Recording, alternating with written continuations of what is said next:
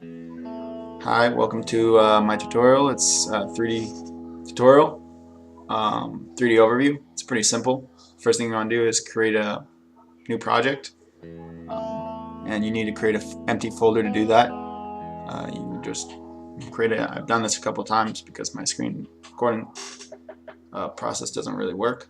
Whatever. Close that. Don't ignore that. Um, so we'll wait for that. Yeah, basically I'm going to go over a couple simple 3D things you can do with the 3D creation thing. First thing you want to do is save your scene. Just save it as scene 1. Pretty simple. Next thing you want to do is create a ground for your objects to be on, which I create a plane. And you can scale these things with the scale tool in the top. That's the one that's selected, and you use the manipulators to make it as big as whatever you want it to be. Next thing you want to do is create the actual object that's going to be moving. I'm going to create a sphere. Move it up a little bit, 0.5, up the y-axis, and then as you can see in the camera, it's not very good shading, so you want to create a light. I just created a directional light. I just leave it there. You can manipulate, move it wherever you want, but I kind of like it there for now. I'm going to move this camera just so it's a little better. The next thing I'm going to do is add a rig body, which allows physics to like process. It allows you to move that, and then next thing I'm going to do is create a script called moving.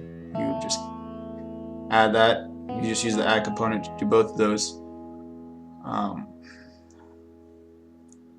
So basically I copy and paste it from my other thing, but the public float is, if you make a public variable, you can edit it in the manipulator or in the scene editor. So we're going to do a void fixed update, which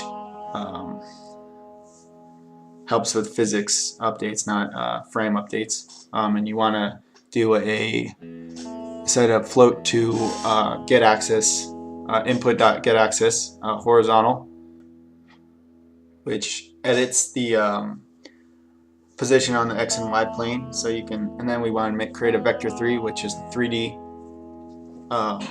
Has the 3 dimensions, x, y, and z, and you want to set those x to your horizontal get axis, and your y to nothing because you don't want it to move, and then your z to your vertical, so you want it to move front and back. Now we want to create rigid body. We want to add a force to it. So you do add force, and it takes in 3 inputs. That's why you use the vector 3, and as you can see, it moves. The keys to move it initially are defaultly up, down, left, right. Simple. That's just the get input, the initial keys. Now we want to create a cube to collide with the sphere. We're going to put it on the plane, move it a little to the left. First thing you want to do is tag it so you can identify what it's colliding with. So you'll create the tag, and then you actually need to tag it. The next thing you want to do is click off is trigger, because that when the collision happens, then when it collides with an object, it'll create a trigger that you can then react to. So we'll go back to the script on the cube or the sphere, and we'll check that out. And basically this function is it pretty much when the sphere collides in something and it has a trigger, it'll trigger that function, and it'll check if it's a cube with the if statement, and then if it is a cube, it'll destroy, like so. This is voila. Basically, this is my 3D overview. It's very simple. It's been done before, but I just wanted to make something for beginners, really.